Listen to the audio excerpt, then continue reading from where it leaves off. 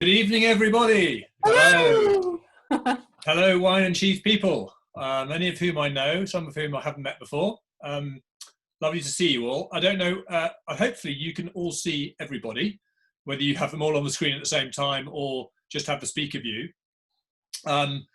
Welcome, thank you. Now we have 24 participants joining us. We have in total, I think, 32 separate groups of people, some of whom are together. So there's maybe going to be 25, 26 people on screen. I know we had a couple of people at the last minute say they couldn't join us. But we're very delighted of those of you who have, and most of you are here, and welcome all of you. Amanda will be joining me shortly. There's an empty chair here. She's just busy dealing with something at the moment. Hang on, Alexis is here. I'll just admit her. And Jacky, you want to wave? This is Jacky. Jacky's the cheese guru, and I am supposedly the wine guru. And we're here to give you roughly an hour of sort of entertaining chit-chat about food and wine. Here's Maria just joining us now. So I thought it'd be helpful because obviously now of the roughly 30 households joining us, something like close to 20 are people who know us already through the wine website, probably don't know Jacky. And then another 10 will know Jacky and us because Jacky has been selling our wine in her shop for, 10 years now, Jacky, would that be about right? At least 10 years, something yes. Like that. So what I thought would be helpful is if we just gave for 5 minutes each, just a little rundown on who we are and what we do, and then get into a little bit of chat about wine and cheese matching. Here is Amanda. Hello, sorry I'm late. Why we would want to match wine and cheese and what the things to look out for. And then maybe 10 minutes on each combination that we've selected for you and just see what we think of it. Do we like the cheese? Do we like the wine? Do we like the combination? Is there, great, bye Sam, nice to see you. Is there any, science behind it? Do we agree with each other, or is it, just a matter of personal preference? And then that should leave a few minutes at the end for general chit chat. If we could, as I think you're very obediently, I have to say I'm very impressed, everyone is on mute. Except for me and Jacky. Fantastic. If you do have a question, probably the best plan if you do it through the chat. So there's a chat function at the bottom, depending on what you're using, an iPad or a phone or a screen. But if you type a message in the chat, we'll keep an eye on that and we'll try and answer those as we go. But also if you've got questions at the end, then we'll be delighted to answer them then. So hopefully that is a good start. I am just going to ask Jacky to tell us a little bit about the Cambridge Cheese Company. And just so those of you who don't know, they're based in the city of Cambridge, but in Trinity Passage, which is really a tiny little walkway between St John's and sort of Christ's. I think exactly where it is. I can't really remember from my Cambridge days. But Jacky, how long have you been there and when did you start? Justin, we have just celebrated our 26th year of business. So we're now year 27. I have to say, if anybody had said to me, yes, your working life will be in a shop selling cheese, I would have just gone, I don't think so. But do you know what? It's been such a journey. I've learned so many things. I've met some amazing people. And we're really lucky. We've got a nice little, it's a tiny shop. It's actually an All Saints Passage in Cambridge between Trinity College and John's College on Trinity Street and the part of the old shopping centre, the old quarter of the city on Bridge Street. So it's a little linkway passage with lots of history and some great people and great shops. In fact, we've recently had an ice cream shop and a chocolate shop join All Saints Passage. So if you do find yourselves ever in Cambridge looking for something interesting and foodie to do, I can really recommend All Saints Passage. And don't, for God's sake, drive to Cambridge or drive in Cambridge, because it's an absolute nightmare for cars. You have to park outside and then cycle in or walk in. But it's a lovely city.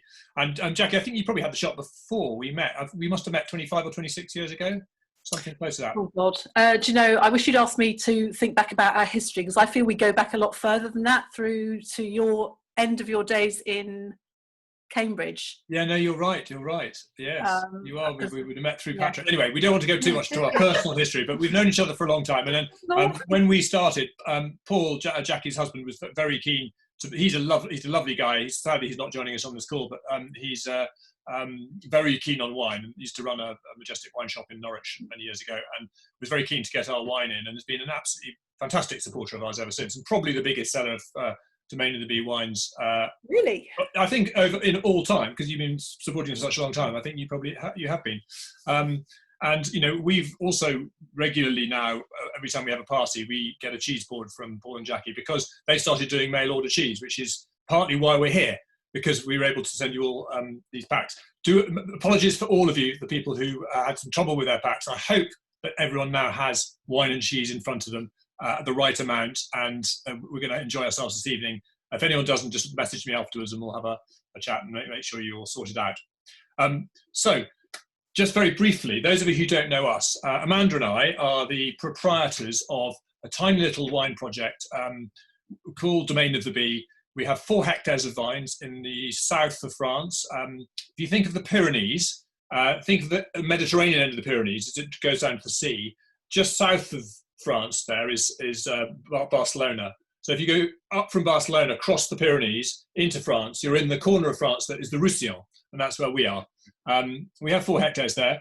We are very fortunate. We have a partner who's a French guy who has a wonderful domain. He has actually a total of about 200 hectares, and he has a high quality domain in the area where we are, about 35 hectares. And then we sort of attach our 4 little hectares onto his 35. And that means we don't have to be there the whole time, because his team will look after our vineyards and keep an eye on our barrels when we're not there. So we live in London. We're out there quite a lot, probably in a normal year, probably out there 10 or 12 weeks a year doing various things to do with the wine. And then back over here involved in selling it. We sell most of it in England. We have a wine club with about 350 members. And we do export a little bit to Canada and to Hong Kong, a few other countries like that. But we've been doing it for 13, 14 years now, something like that. And it's turned from a little hobby into, a small business. It's not my full-time occupation. I'm really a wine consultant in the world of wine. I used to run Waitrose wine department. I used to work for Laithwaites, and now I work as an independent consultant. But Domain of the Bee keeps me fairly busy, and it's been great during this lockdown period, because some of the consulting work has fallen away, but people have been really drinking a lot of wine at home, and we've been doing loads of Zoom calls and chatting to you guys. And it's great to see you all here tonight. So I think that's probably enough of the intros, Jacky. So why don't we talk a little bit about, it's something that people, I've been selling wine for years in lots of different places, and people have in their head that cheese and wine go together, and they do, but they don't necessarily always go together in the way you think.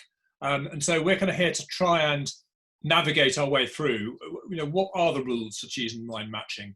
And Jacky, in your head, what do you think about when you're thinking, I've got this lovely new cheese in, what wine's it going to go with? What are your thoughts? Well, it's a really good question. I'm really glad we're talking about this, because first of all, I always come to a tasting for myself with my own head on, and this is something I picked up from Paul, who has got he's got a very good sense of taste, really discriminating taste buds, and he takes his time. He won't talk much while he's tasting stuff. He's really thinking, and what I notice is that when I eat something, I have to kind of find myself in an inner place and really go through what I'm actually tasting. And I don't believe it's possible unless you're extremely experienced. I wouldn't count myself as hugely experienced in tasting and matching. Tasting, yes, not matching. But when you're tasting and matching, I think you have to take each thing separately and see what calls out to you when you're tasting it. So, for example, if I was eating, say, a cheddar, I'd probably be tasting lots of umami, lots of sort of strong, tangy flavors, things that make your taste buds tingle a little bit, and make your saliva glands go boom and explode. And you might have some like overlying like layers of flavor. So that might be things that are very kind of milky, buttery on the lactic spectrum, which I would term as sort of, acidic or not. And then you've got also levels of sweetness to play around with. And you might notice more sweetness in a young sheep's milk cheese, for example. And you find less sweetness in an old earthy, again, like a cheddar style. So there's different kind of like spectrums, and I suppose you could broadly bring it down into, is it umami? That's the tingly, savoury taste that you get with things like Parmesan. Is it lactic? Is it, are there sweetness in there? Or is there something else going on, something herbal or nutty or fruity or floral, those kind of flavours? And Jacky, something I get with a lot of cheeses is saltiness. I mean, some cheeses are very salty, like Roquefort is very, very salty, and some are less salty. Does that have an effect on what you? So sweet and salt. You go back to your old taste. In school, they used to teach tastes as there were four senses of taste. You had sweet, salty, acid, and what's the other one? Bitter. That's right. So sweet and salty is like a match made in heaven. So if you have anything that tastes a bit salty, look around for something sweet to partner it. And we quite often partner things like fruit preserves, or a chutney, or a membrillo from Spain, something like that that's got a level of sweetness that marries with the saltiness. And of course, there's plenty of sweet wines to choose from that would work with that. If you've got something that's more lactic, then generally I think you want to, for me, it feels like with like. So something that's lactic has levels of acidity, and I think they work quite well with wines that show good acidity. There's something, I don't know, it's a bit counterintuitive, but I think that for me that works. And I think the overriding thing to remember is that when you're tasting, each person, we don't really know if I taste something, are you tasting exactly the same thing or not? We have no idea, because that's all our senses are the interface between the outside world and our brain and how we make sense of things. So one person's yum is another person's thanks but no thanks. So there are no right and wrong. It's about what feels good for you when you're tasting it. And I think the acid test, which is, for me, I've yet to find a way around the hit and miss of tasting something and then drinking a sip of wine and feeling the flavours mingle in the mouth and in your sort of taste and smell receptors, and then going, oh, there's something really magical about the way those things hook together. And I don't think I have yet to find any science that actually follows through in predicting what is X and Y. And of course, the two variables that make this, quite a sort of hit and miss affair, I think, well, rather than hit and miss, let's say an interesting journey in trying to match foods, is that cheese, like wine, is a fermented product, and it's most of them are like live products. So you've got lots of things going on in there. And as with wine, with cheese, the season, the area where the animals have been grazing, the forage food and the fed food that they find will have an impact on the quality and flavour dimensions of the milk, and that will affect the end result of the cheese, let alone when you get into cheese recipes and what you do to the milk in order to make the cheese that you want to make. A sadly departed cheesemaker once told me, very early days of the cheese shop, he said, if you put two cheesemakers in the same room and gave them a vat of milk to make cheese from, and they followed the same recipe, the acidity on the end of their fingers would have a noticeable end result on the end result of the cheese. So, there are so many little variables. The main ones that cheesemakers work with are humidity, temperature, and time. Those are the main ones. But yeah, it's not an exact science, and I think it's that makes it all the more exciting and interesting to be able to think through what you're tasting and how it works. Well, that definitely, Jacky, chimes with what my philosophy is on cheese and wine tasting, and ultimately, there isn't such thing as the right answer. And for me, there's few greater pleasures than having a wonderful cheese board to explore and 5 or 6 different cheeses to take a mouthful or two of. And if you've got some wonderful wine, maybe 2 or 3 different ones, and you can play around with it, and you have some wonderful matches and a few that really don't work very well, then that's a fun evening. And I don't mind if I get it right or wrong. I enjoy drinking lovely wine and eating delicious cheese, which is really the purpose of what we're doing here. Just going very quickly into the flavours of wine. So with wine, you have some of those same flavours. You've got sweetness on some wines. You certainly have acid in most wines, but most wines quite acidic. pHs of, anyone remember their school chemistry, 2.8 to about 3.8. That's quite acidic. Lemon juice is kind of 2.5. So, really acidic German wines can be as acidic nearly as lemon juice. You've then got the bitterness that we spoke of on the mouth in tannin. So tannins can be, red wines particularly, which have tannins, can be quite bitter. You've also got sweetness, acidity. You can have things like oak flavour, and then you've got alcohol, and those things combine.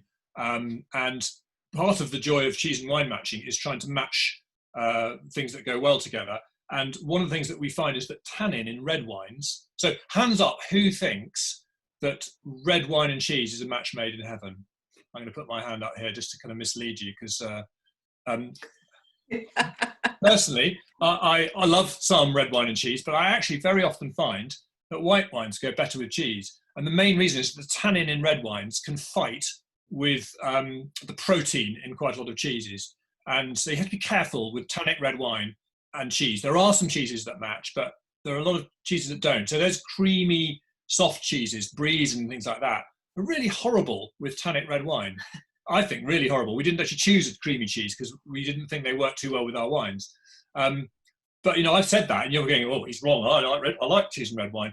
Try a really sort of young brie and camembert with a Bordeaux, and it's not really very nice, in my humble opinion. So we've gone for some harder cheeses. And when long ago I worked for a supermarket, and my job as a young buyer was to do the cheese and wine matches. Because someone said, we've got a cheese of the week, let's have a wine and cheese of the week, and let's match them up. And we did a lot of blind tasting. We had bottles every day in the tasting room. We had 200 or 300 bottles over a week. So you'd always find, you know, a bit of Malbec, try a Pinot Grigio, try a Sauvignon. With every cheese, you could try as many different wines as you wanted, really. And we 70% of the time found the best match as a white wine. It's probably a fair guesstimate. 70, 75% white wine was really great with cheese. So we've only got one white and two reds today. We're going against our rule, but hopefully we found some reds that go well. So I think that's probably enough chat. I think I can see a lot of you munching already, which is probably a good sign. Hopefully you've left enough cheeses that you've got a bite to eat with each one. But we're going to start with the white wine, Field of the Bee, and the Lord of the Hundreds cheese. Now, they all came carefully labelled. If you've taken them out and thrown away the wrappings, this is the point where you start to go, ooh, let's go to the bin and get the wrappings out and try and remind ourselves in which. But Jacky, do you want to hold up a piece of the relevant cheese? I think I've got the right ones here, but just to be, the very yellow one is the last one. Yes, yellow. There's one that's yellow than the other ones. So the Lord of the Hundreds. So because you've got your tasting samples, which are quite small. What you're looking for is a slight curve to the back if you've got a back piece, and the rind will be kind of grey, mottly brown. I don't know if you can see that. Grey mottly brown, and like one of the other cheeses we've got, if you look at closely at the body, the paste of the cheese, you'll see there's some little white spots. Those are not mould, that is calcium tartrate. I think that's right. And that is a product of good aging cheeses. It's something that a lot of people seek out because they give those crunchy bits give texture and body, and they also are a mark of a slow aging process. So that's what you're looking for. Is anybody confused? Put your hand up if you haven't been able to find your right cheese. Looks good. I think that's good. So, okay. Jacky, can you tell us about Lord of the Hundreds? I don't know much about it. What sort of cheese is it, and how old is it, and who makes it, and that kind of thing? Okay, so this is a sheep's milk cheese, Lord of the Hundreds, and we get it from a cooperative dairy in Sussex called the Traditional Cheese Company, and they actually buy in their milk. They buy in milk from certain farms, and the farms are chosen. The farms are ones that share the values of good pasture, good care for the land, a real sort of like a holistic appreciation of this is a living animal, this is living land, and we're making a living cheese. All their cheeses are raw milk, that's to say they're unpasteurized. And this Lord of the Hundreds is probably one of the last ones that you will taste that was made by the original owners, Cliff and Julie of, they were the Dibble, I've forgotten their names actually. I've written down the new people called the Delves.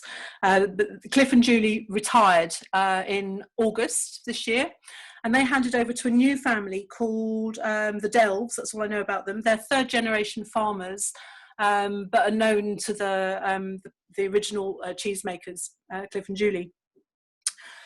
So It's a 4 kilo cheese in total. It has it's unpressed with a natural rind. So that means that the curds are put into a mould and they're left. They're not squished down in the way that you would when you're making a cheddar.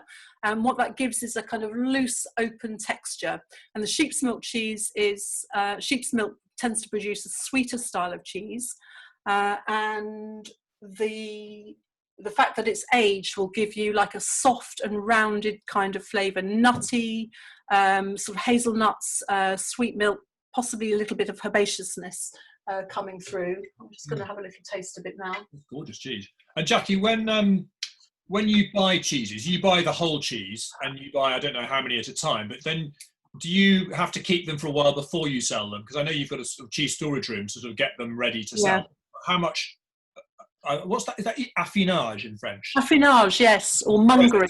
Mongering is the UK word. That's what cheesemonger really means. I thought the mongering was the handing the cheese at the till and getting the money. I thought that was the mongering. I did as well, but it also refers to people who in the old days people did both. They kind of bought the cheese, if not made it as well, then looked after it and then sold it. So so we buy. Well, it really depends on the time of year and available space. We have quite a tiny building with a maturing room downstairs, which is about as big as a small bathroom. So there are times when we have to kind of shuffle cheeses around and move them around just to keep them going. So sometimes we buy a lot in and keep it for a fair long time. So things like the Dutch cheese ranges, they're wax coated, very easy to keep and good easy cheeses to mature over a long time. Things like soft and creamies and even the British ones actually, we tend not to buy so many because we're noticing, I don't know, something that's really interesting, I don't know if it's to do with climate change. Some of the cheeses we used to be able to keep for 18 months to 2 years, and now we're finding that actually they're not keeping as well for as long. So I don't really know what's going on there. I don't think our temperature records don't show that we've had much of a change, but something is definitely changing about the way cheese behaves when it's natural rinded. So things like cheddars, when they're cloth bound cheeses. So we have variable quantities as a short answer. Lovely. Well, it's a gorgeous cheese, and I'm pairing it with this white. First of all, the cheese on its own, I think it's quite salty. It's got quite a lot of that umami that you talked of. Are we all familiar with umami? Because we all learnt about the 4 senses on your tongue at school, and it turns out it's actually 5. Hands up, who's heard of the term umami and knows what it means? So many, but some not. So umami is actually a Japanese word, and I think it means yumminess. And it's the savoury, it's a glutamate flavour. And glutamates you get a lot of in tomatoes. You get glutamates in mushrooms. And Parmesan. Parmesan cheese particularly, as well as the saltiness. There's also a really high umami factor, and cured meats as well. So that kind of, if you think pizza's a lot of umami flavours. It's tomatoes, it's cheese, it's sometimes salamis and dried meats. If that craving for that savoury flavour is more likely to be your umami response than it is to do with saltiness or anything else like that. And you don't get much umami in wine, but you get a lot of it in cheese, and there's a lot in this, I think. I think that's why cheeses and wines quite often work. I think the umami kind of does something with with the other elements, with the other taste elements that you would find in the wine. So for me, that really works. I was hoping, when we talked about it originally, we were talking which cheese to match with which wine. I was remembering, this was like going back into early September, wasn't it, where we first started discussing what we had. And at the time, the Lord of the Hundreds that we were selling were much softer. This one has just suddenly kind of powered on and become much more kind of fuller, and has got the mark of what I call an aged cheese. Something that's got body depth. It's got body and depth, and there's a lot going on in the flavour unfolding in the mouth. Do you find that? I don't know if you'd agree with that. I mean, I think the cheese is complex on its own, and then actually when you add the wine, it's another layer of complexity. So just from my point of view, the wine itself is quite a fresh, quite a floral, relatively light style. It's not really significantly oaky. It's a little tiny bit of oak in the background. And it's a very friendly wine, and it goes well with quite a lot of things. And I think it goes nicely with this cheese. It sort of plays well with it. Probably it doesn't enhance, I don't think the two enhance each other enormously. No, I agree. It's a very nice accompaniment to wash the cheese down, and there's no clashing, there's no nasty flavours. There's a slight sort of sense, I sometimes, other people have noted a kind of hay or meadow smell in the wine. I don't know if that's because of the picture of the grass on the bottom of the label triggering it into people's minds as they're drinking it. But there's possibly a slight relationship there with the pasture and the cheese. That you've got some of the. You talked about some of the sort of floral notes in the cheese, herbal notes coming out. Maybe the wine accentuates those. But I think it's a nice match without being a sort of killer match for me. And I think the wine's nice on its own, and nice with the cheese, but not nicer with the cheese. No, I think I would agree with that. What I'm feeling is that the age and the extra umami qualities of the Lord of the Hundreds are a bit of a surprise to me. I thought that I was hoping to find more floral and like meadow flavours, which you would definitely get on a younger cheese. Jacky, why is it called Lord of the Hundreds? Yes, that's because in Saxon times, the hundreds is a measure of valuable. It's a portion of something valuable, normally land, and Lord of the Hundreds was named after what used to happen in the area was across the UK, where there were government and legal enforcers, like the police or the juries or the judges in those days. What they would do is they would be responsible for collecting tithes and rent from workers on the land. And so Lord of the Hundreds takes its name from the hundreds being, the area of land, and the lord who was grabbing the money off of the poor peasants who were doing all the work. So you have the Chiltern Hundreds, don't you? We do, yeah. That is, but I've heard of that before. And locally, we have something called the 13th Hundred Drain. I don't know if that's got anything to do with the same hundreds. Cambridgeshire's famous fen drainage system. Yes. Well, look, I think the plan probably is we ought to move on. If you've only got one glass in front of you, you're going to have to drain out your white and pour in the next red. If you've got a glass for each wine, then clever you can keep some white and compare it with the others. But we'd sort of imagined that we'd match one wine and one cheese, because otherwise this can get into quite a long and iterative conversation when you've got 3 wines and 3 cheeses and every combination of each, and you've got 9 combinations to do, and it gets a bit complicated. Obviously, you do what you like, but what I'm going to do is finish my white and stick some of the B-side in. So the one that's called the B-side 2018. And while you're doing that, I'll tell you a little bit about it. That's very nice. I didn't cut your hair. No. Amanda said she's going to cut my hair before this session because she was a bit worried I look like a scarecrow. And she hasn't quite got round to it, so sorry. No, I think you should just apologise to everybody on Zoom. Well, I'm keeping my hair out of shot, so no one can see it. Comment. So, those of you who don't know Domaine of the Bee very well, we focus on a great variety called Grenache. That's our main red wine is Grenache and Carignan blended. The wine we're tasting now, the red, is Grenache, a red Grenache. The white we just tasted is a blend of the pink-coloured Grenache, called Grenache Gris, which means grey Grenache in French, and white Grenache, Grenache Blanc. And so, it's a grape that grows around our part of the world. It's actually probably originally a Spanish grape, known in Spain as Garnacha, and it's a Pyrenean grape, really. So it grows south of the Pyrenees in Rioja, Calatayud, Campo de Borja, all those little appellations, and Penedès around Barcelona have quite a bit of Grenache. It's a great hot country grape. It's crossed the Pyrenees to southern France, lots of Grenache where we are in the Roussillon, lots of Grenache in the Rhone Valley. So where Côte de Rhône and Châteauneuf-du-Pape, they're predominantly Grenache in those blends, although you don't see it on the label. The red we're tasting now is a pure 100% Grenache. And we try and make this a lighter, softer, fruitier style than the main wine, which we'll come to afterwards. So it's a bit paler in colour, it's a bit brighter, it's got a sort of glugability to it. A little bit of oak. It can certainly smell, I can pick up a little bit of toffee vanilla on the nose, which is indication of a touch of oak. Slightly reminds me of those strawberry bonbons. Do you remember those there's balls of strawberry with strawberry powder on the outside? That's slightly toffee when you eat them. It's really sweet to start with, and then you get a bit of toffee and chewiness. This one, I think, has a slight echo of that for me. And then when you taste it, it's juicy, lovely succulent acidity, and then there's a little grip of tannin that sort of grips your tongue a bit. So it's not, even though it's a lighter style of wine, there's still a little bite of tannin that holds your tongue. You can feel it kind of tensing. I'll tell you a little bit about tannin in a minute. But I hope you like it. And Jacky, what are we tasting with this one? So I believe we're going for the Beaufort d'été, which is the biggest you either have a long skinny strip of cheese. Again, we've got a characteristic slight sort of quite square, isn't it? Yeah, it's quite square.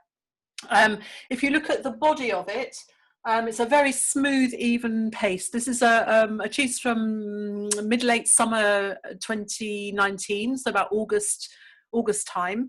And the season for making Beaufort d'été, that means summer Beaufort, in the Savoie area where they make it, is absolutely defined by the weather patterns. And in the high altitude where Beaufort is occasionally made, this one is not, I would say this is not high altitude, this is just a Beaufort d'été. There is Beaufort d'Alpage, which we haven't been able to get hold of this year, but in most years we do.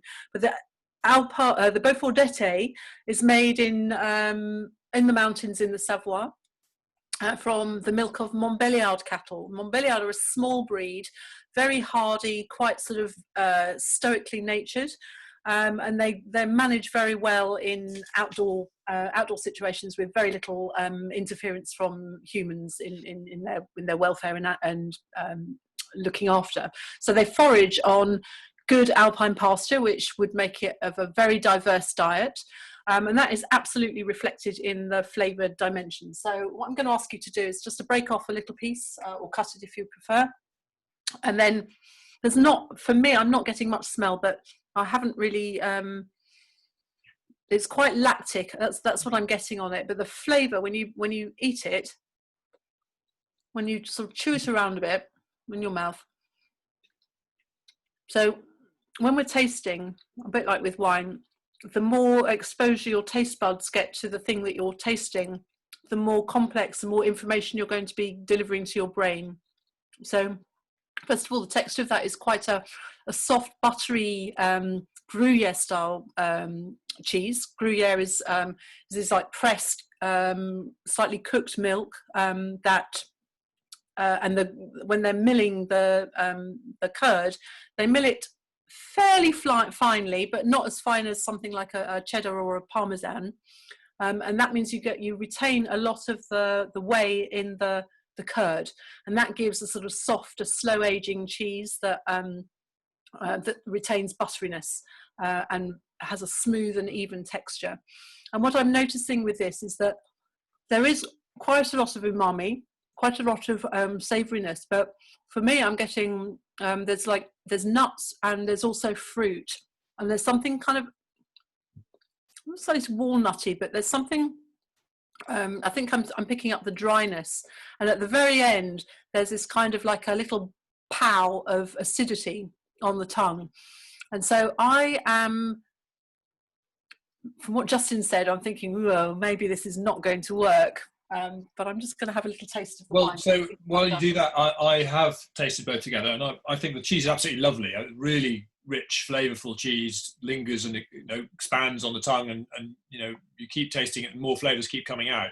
And I found when I tasted the cheese and the wine together that it rather overwhelmed the wine. The wine's quite delicate and light, but actually, if you swallow the cheese and leave a little bit of cheese residue flavour in your mouth, and then have a sip of wine, the wine really lifts what's left, and the rather complex elements of the cheese give the wine a lot more complexity, and you end up tasting some savoury notes in the wine that you didn't taste when you tasted the wine on its own. So I think with the aftertaste of the cheese, it's lovely. But if you have a whole lump of cheese in the mouth at the same time, the cheese rather dominates the wine.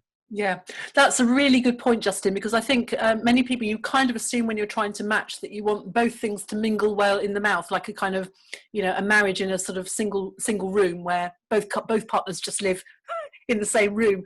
And actually, there's something to be said about the leaving a little bit of a gap and then, tasting one after the other. And I think that is, now I think about it, that is quite often where you get the most interesting flavour effects. When you're trying to match, it's like after you've finished eating or drinking, and then you try the thing that you're partnering it with. So there's a little bit of a gap.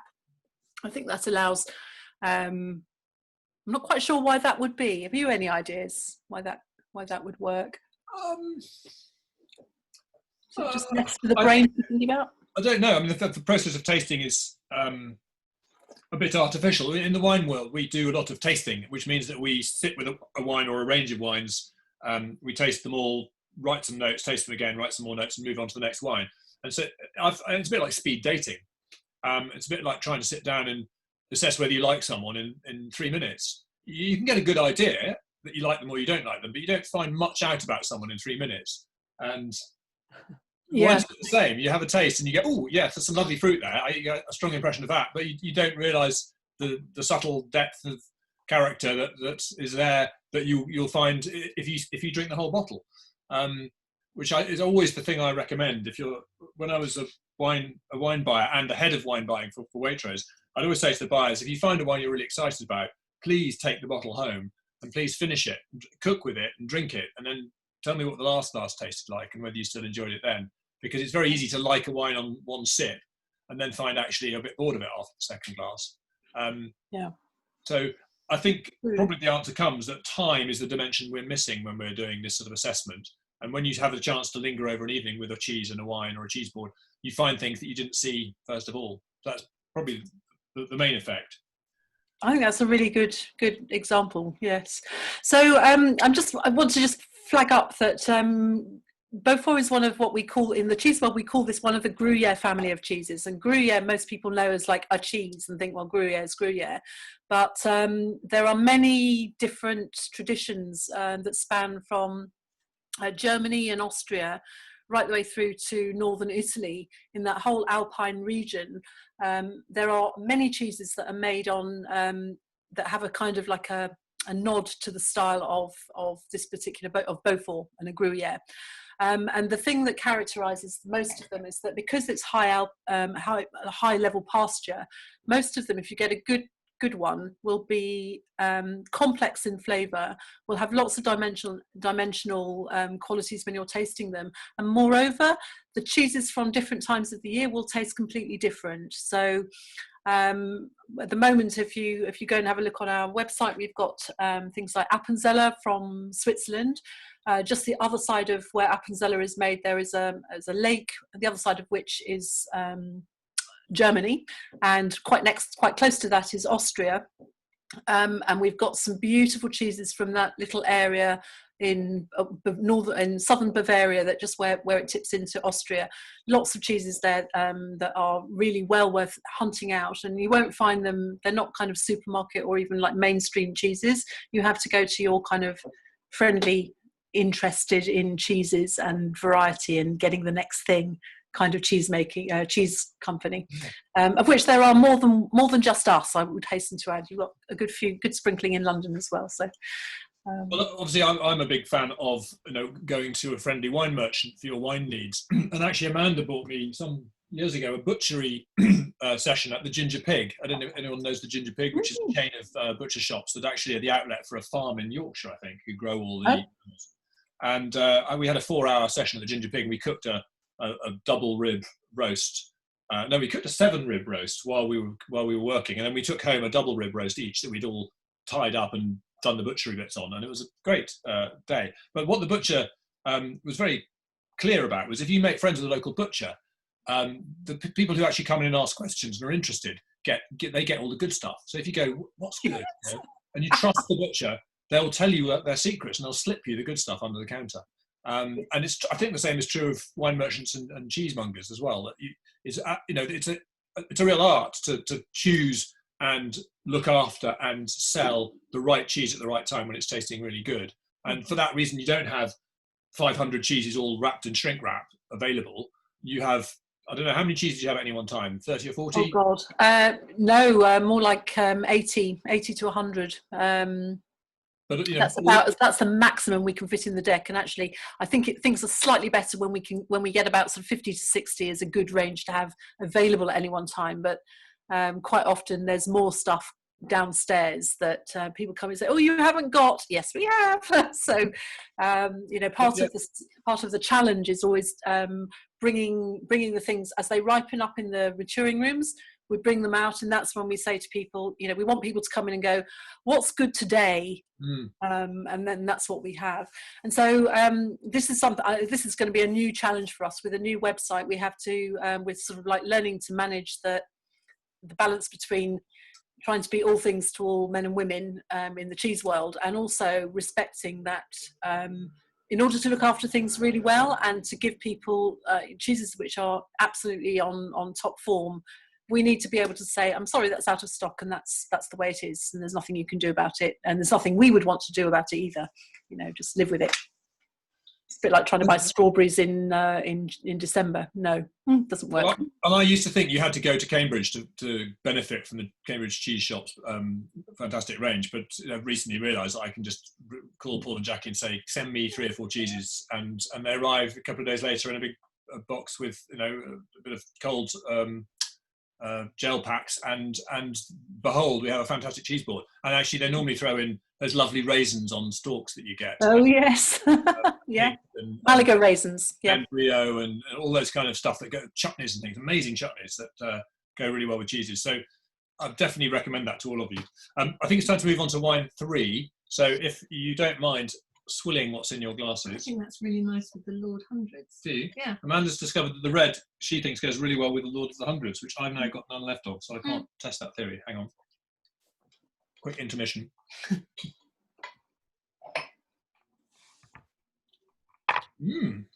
Gosh, something really interesting happened to that. There's definitely a flavour you get that isn't in the cheese on its own, that comes with the when you taste the wine with it. Yes. I like that. You're just saying that to be nice to me? No, it's definitely, there's something, there's a union there of flavours, that's something that's happening as a result. Not quite sure what it is or how to describe it. Also aware of time, so I think please experiment away with any dregs of the wine you might have left. Also, we'd love your feedback. This is the first time we've done a cheese and wine session. First time we've used these 100ml bottles, because we used to use the 50ml ones. And so there's a bit more in here, and there should be enough for 2 people. You're not going to get royally merry, 2 of you sharing 3 of these, but you know, at least it's a decent portion, and means you can taste 3 cheeses and still have a bit of wine left. In fact, I'm having to swill my wine. Okay, while you're swilling, this is the Lord of the Hundreds. So what you're looking for is the curved back. Somebody's just asked, who's that? Jonathan was asking. Curved back, slightly flecked paste, and sort of like a rich yellowy flavour. It looks quite, if you look around the edges of the cheese where the rind is, you'll see, because another thing that shows its age, there's some, I've got on my piece some little staining bits where the rind is starting to deteriorate and allow air into the body of the cheese. Technically a fault, but you know, it goes with the territory on a mature cheese. A bit like humans, really. I've just poured all my bottle into one glass. I'm in trouble. I hope you're sharing. We are now, yes. We are now. So we're going to move on to the last cheese, which is the we built this in aged Gouda, but it came labelled as Jersey Hover. Jersey Hover. Is it actually it is a Gouda, or is it slightly different cheese? It is. So a bit like Gruyere. Gouda is a kind of catch-all term for cheese of a certain style in Holland, and so we now have something like about 12 different Goudas that we sell from throughout the year, according to what we fancy opening, actually, because the beauty of them is that most of them are coated in wax and very easy to keep. And they range from the really dark and crusty, the things I think we probably sent down to you before, Justin, where they're deep orange, very huge, big crystals of this calcium tartrate, which is a byproduct of sort of like the maturing process. It's something that one set of bacteria leave in the milk after they've died off, and the next group of bacteria, the next family of bacteria, take on the maturing process, if you like, and it only happens in cheeses that are made for long keeping. You wouldn't find these in a young cheese that really needs to be eaten within 6 months or so. So like 9, 10, 12 months really minimum. So Jersey Hover is just the Dutch word for farm. Jersey, because the milk comes from a beautiful breed of cattle called Jersey cattle. You will recognise those if you've seen them. They're the beautiful sort of chestnutty brown, beautiful cows with lovely faces. Always look a little bit lean. If you look around their ribs, they've nearly always got their ribs showing. And that's because, well, it's not because, one of the things where you find them is quite often in fairly rural places with very poor quality pasture. So you find them on islands, and for example, down in the Scilly Isles, one of my favourite destinations off the Cornish coast, 28 miles south of Penzance. There's farms there that have had Jersey cows for ages, and they're great foragers. They like to pick and choose amongst, you know, weeds and bracken and other bits and pieces that they find. Very happy on a varied forage diet, and they don't need much in the way of food in order to produce a very good quality, high protein, high butterfat milk. So this is the Dutch version, and what you've got is a pale yellow wax rind at the end, slightly paler than the other two cheeses. And this cheese is only just a year old. So of the three of them, it's the kind of middle one. The Lord of the Hundreds coming up to a year. This one's about a year and a bit, and the Beaufort is a year and some. What's that? Year and 4 months. My maths is not great. And so what we've got here is rich, full flavoured. I think quite a sort of, I wouldn't say spicy, but it's got a real twang to it that I think will. Well, I'm hoping it won't overwhelm the wine in the way that we talked about.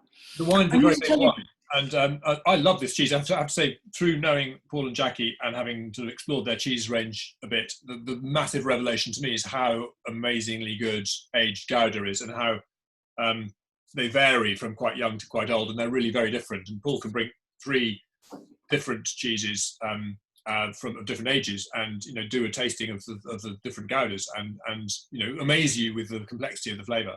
It's so deep and rich and nutty and lovely. And I was a bit worried that the wine was going to be sort of second class, but the wine's a big wine, and actually I think it copes very well with it.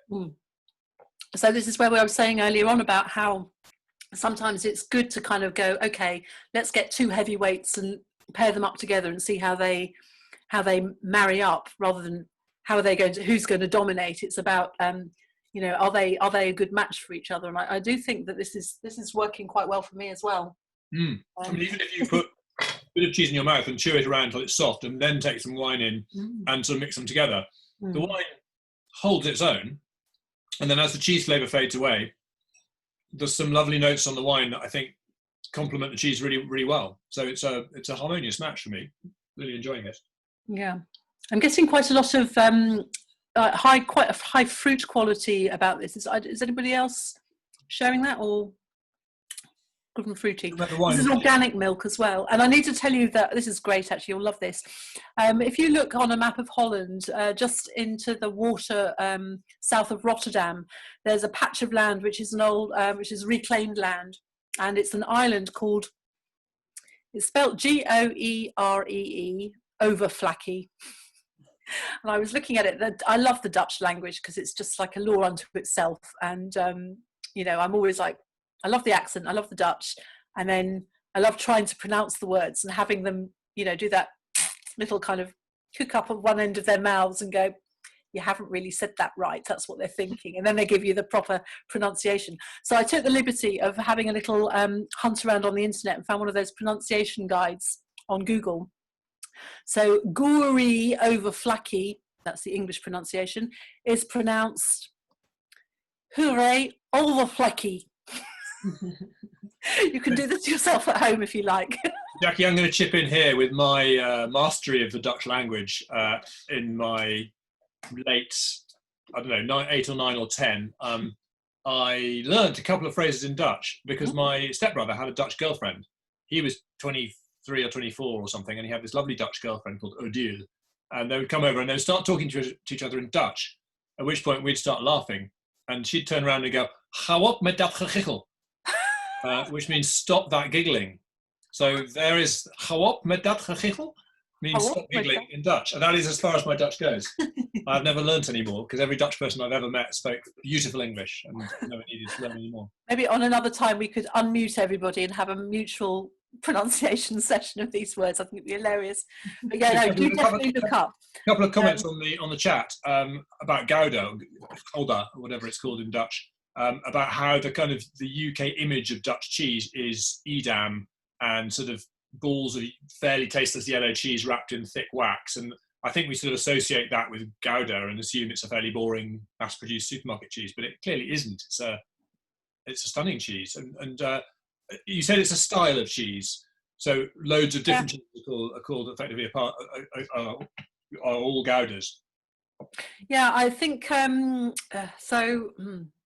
not sure whether Gouda refers to the shape of the cheese or the way it works, but what I do know is that historically there are not many cheeses that kind of made in now on farms with about sort of normally around about 300 head of cattle, so certainly the ones that we buy, and they're small and they're matured by, like 98% of all the cheeses made in Holland are matured by one or two maturing houses. And we're going to somebody who's actively seeking out smaller farms with like a high degree of excellence, good welfare qualities, and most importantly of all for customers, obviously, cheeses that have a really good flavour profile. And I'm just amazed every time I go on to have a chat with them about what can we order next. There's nearly always new things. And coming up soon, we will have a cheese made of from milk of two particular breeds of cattle. One is Montbéliard cattle, which we've talked about already, and the other one is translates as the blister head, which sounds horrible, but really only refers to the fact that the cows have these coloured rims around their eyes. And they're another stoic, gentle-natured, very calm outdoor cattle, smaller than the cows we normally see in fields in the UK. And this is all really good for the land because smaller animals generally need much fewer inputs in terms of like veterinary treatments. The extra feed is lower levels. They're more happy foraging out on varied diets and stuff. And they're producing really interesting cheeses. There's a big trend in agriculture towards, or fashion, I don't know if it's really having a big effect, but towards the rewilding and having animals that forage and having mixed forest pigs that eat acorns in a forest and cows that sort of eat around in an orchard. And it sounds like the potential for making kind of interesting cheeses from complex herds of interesting breeds of cows that live in unusual places is much better than huge dairy herds living on flat green fields just full of grass. So we maybe can look out for more of these fabulous cheeses. I was wondering if the word Gouda actually just means cheese in Dutch, and that we just don't know. I have to say, don't know. Quite possibly. We actually have Suzanne Veldhuizen, whose husband is actually Dutch, can maybe enlighten us. Do you want to unmute and tell us how we should pronounce these words? I don't think he's keen on getting on camera on those kinds of things. Fair enough. We'll leave him anonymous. But yeah, maybe he can send some recorded files in to tell us how to pronounce these words. But but I don't think Gouda means cheese. No. The joys of this house is we got Danish, Swiss, and Dutch, so we're essentially made out of cheese. Excellent. Well, cheese is a wonderful thing. We love cheese, and obviously you do too, because you've joined us on a cheese and wine tasting. We are coming towards the end, so probably now might be the time to chip in with any questions or comments or thoughts, or if you'd like to see us do another one, what should we do? Jacky, I'm fascinated by the cheese making process. Do you have cheese makers who film what they do, who have sort of YouTube channels that can show us what, because you talked about the skimming of the curds, I forget all the steps. Could you put together a little sort of demo of how cheese is made or how a particular cheese is made? I'd find that fascinating. Absolutely. We've got 2 or 3 cheesemakers who are, I've been sort of following them quite closely, one of which, both of them are quite local actually. So there's, some of you may have heard of Baron Bigod, Fen Farm Dairy, made in Suffolk in Bungay. It's a local cheese to us. They have been going absolutely bonkers for the last 2-3 years and really just cleaning up on soft, creamy, brie type cheese sales. And their cheese is truly excellent. It's best served slightly firm in the middle, and they have been on a programme for the last 4 years of replacing their milk dairy herd of mainly Friesians, introducing more Montbéliards into the mix so that the cattle can spend longer outside on quite fragile water meadows on the banks of the River Waveney, which is where the farm is. And their neighbour is a woman called Julie Cheney. You can find her on YouTube if you look up Raw Power. Earlier on this year in May, she was part of the Great British Cheese Weekender Festival. It was a weekend of supporting British cheesemakers, and Julie produced this lovely, like a 20-minute video of her work in her dairy. And she makes these beautiful Saint Félicien style cheeses, soft, creamy, no rind. It's like, think cheese meets clotted cream with big flavour punch. That's your St. Jude and her washed rind version as well. So those two people, I'm going to see if we could maybe kind of talk to them when will be a good time. We could perhaps do a meet the cheesemaker kind of session. That would be great. I'd love that. And a couple of people in the chat suggesting perhaps we do focus on English cheeses next, and potentially we could do English wines with English cheeses. Do an English sparkling wine and maybe a white and a red with some English cheeses. Also, we've had it mentioned, those people who ever listen to the Archers might know that Helen of which farm? Helen, I can't even remember the name of the farm. Helen's herd of cows from which she makes the cheese are Montbéliards. So if you've been listening to your Archers, you'll know about Montbéliards. It's hilarious because when Justin was talking about what farmers are doing now is rewilding, that's his information from the Archers. It's not anywhere else. There are many other things I read about rewilding, Amanda, I'll have you know. The Archers was founded as a programme to spread farming information to the populace of the UK to understand the cycle of nature, and it's doing a very good job. And Alexis wants to know about what cheese can we have with Be Pink? Any cheese, Alexis, with Be Pink. It's all delicious. If you drink enough Be Pink, any cheese is delicious. But I don't know, I'd go for a sort of lighter, softer, creamier cheese probably. I think we said that creamy cheeses don't go very well with red wines because of the tannin, but actually I think a white like that a pink like that might go very well. So what else are we getting to on the chat? Lots of chat about Montbéliards. Hang on, there was a question about how far back did Domain of the Bees go. Let's scroll. Well. How far back do your Domain of the B-side go? So, Alice, so the B-side, the second wine that we drank, was made as a bit of an accident because in 2014 we didn't think our wine was good enough or big enough or chunky enough to make Domain of the Bee, which is quite a big wine, as you tasted. The last wine was the pure Domain of the Bee. So we produced a wine called the B-side, which is our sort of second label, and it's become so popular that we've made it ever since. So this is the 4th or 5th vintage, the 2018, and it's a lighter style, it's Grenache, and we don't have any commercially available except for this one, the 18, which is the last one released. We do have a little bit in our cellar of 15 and 14. If you're curious on doing a tasting, we could do a vertical tasting. The joy of this kind of format is I can send out mini bottles of different wines and we can join in on a vertical tasting. So we can all taste it together, even though we've only got a couple of bottles left. In fact, we're going to be doing a Carignan tasting in a couple of 3 weeks' time, towards the end of November. I can't remember the date, 24th, I think, Fleur. Nod if I got it right. Not Fleur's nodding. And we're going to do 2 of our wines, including the 2015 Carignan single barrel wine that we made that, Graham, you were a big fan of. You bought a lot of that. In fact, Graham's probably got, he's the world's leading supplier of Domain of the Bee Carignan 2015. But I have a few bottles. He's unmuting. I have a few bottles in my cellar. We're going to do one of the tastings with that. And we're going to do a couple of other Carignans from another supplier as well. Unfortunately, I have none left. Oh, you've drunk it already? Liz drank it all. Well, that is the problem of any bottle of wine that enters the Light household, unfortunately. What are you saying?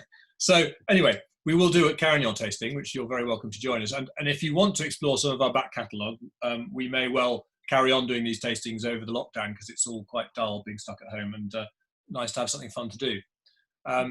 We are now pretty much at 8 o'clock. So in the interest of not boring you and stopping when we said we would. If anyone's got further questions, do chip them in. If anyone wants to unmute and ask a question, do so now.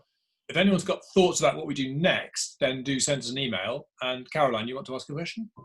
Well, it's a comment really. I didn't have the third wine. I had 2 bottles of the same. So, but I actually liked the white with the Gouda.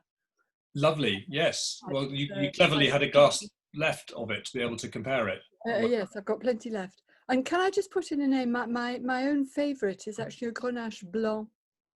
Yeah. If somebody can produce a Grenache Blanc, I would be very happy. Okay, well, we can certainly put you in touch with people who do. We don't currently make a single Grenache Blanc, but the white is half Grenache Gris, Grenache Blanc. I have found some in England, and I know where to get it in France, but it's not very common, I don't think. No, it isn't. It's a lovely grape, and we definitely are big fans. And if we could buy a vineyard of Grenache Blanc or Gris for our own purposes to expand, we would, because they're quite hard to find. Great, thank you, Caroline. That's great. Anyone else got any thoughts or comments that you want to share, or questions at this point? Because I think we probably ought to be thinking about our suppers. But if anyone does, just put your hand up or just unmute and start talking. Otherwise, I think what I'll do is I will just draw this to a close and just say first of all, just a quick comment. We've been a bit off piece trying some of the other wine and cheese combinations, and that seems really interesting. Is it too complex to do on a virtual tasting like this? Because certainly the Gouda, as we found similarly with the white, goes really well. Yes, so I think the answer is you can definitely do that, but you do have to kind of keep people to a program where you're tasting wine A with cheese 1 and sort of lead everyone through the process, or just let everyone get on with it. And I once did a tasting for Waitrose where I did 8 different wines and 8 different foods. So we had a piece of steak, a piece of cheddar, a piece of anchovy. They were all kind of primary food staples to see what went well with what.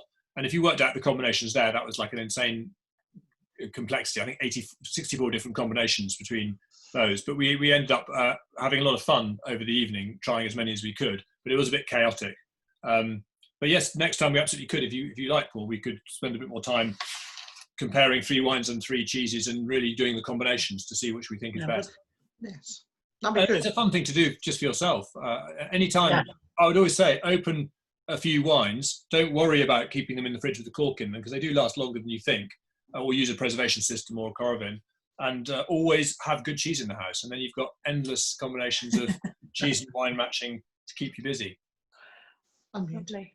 But listen, I just want to say thanks so much to Jacky, because she very kindly took on all of the packing everything up bit, which is easy for us. We sent the little bottles to her, and it's a lot to do, and I'm very grateful to her for doing it. And glad that we united everyone, pretty much everyone, apart from 1 or 2 slip-ups, but with the right cheese and the right wine in the end. And I hope you've had a fantastic evening and enjoyed it, and would like to do it again if we do another one. So thank you all very much. Thank Do you. feedback, any comments, positive or negative. We will always learn from what we didn't do well last time. And we'll do a few more tastings in the lead up to Christmas and maybe into early 2021. Fingers crossed for a better year in 2021 than we are having in 2020. I'd just like to say something has frozen on my computer. I was going to put a thank you to everybody in the chat. But yeah, thank you. It's been a real pleasure to have you here, and I'm glad we finally got it done. So yeah, hope to see you again on another session at some point. Great. And Jacky, do you have a mailing list on your website people can sign up to?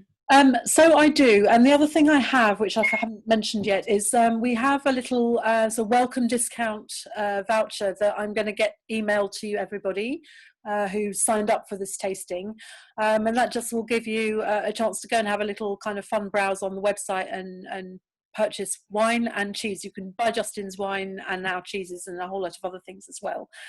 So that's coming your way in the next day or so. And as Justin says, yeah, very happy to have your feedback, positive and negative. And yeah. And I think the wines and cheeses we tasted today will be available as you can buy a bottle of that wine with its cheese together. If you particularly like the combination, just arrange that. And if you want to send it to a friend, then please do. And we've also had a suggestion that we might do Christmas presents of tastings. So we sell a voucher or a tasting for whatever it costs that you can then give to someone for a Christmas present, and then run the tastings in January or February. So we'll definitely be planning to do some of those. So thank you for that thought, and do join us again, because it's a lovely way to get together and enjoy the experience of sharing a bottle of wine. So let's say goodbye now. It's 8:05. It's time for us. Thank you all very, very much. Lovely to see you. Thank you. Thanks, Jacky. Thank you. See you again next time. Bye, everyone. Bye. Thank you. Cheers. Thank you.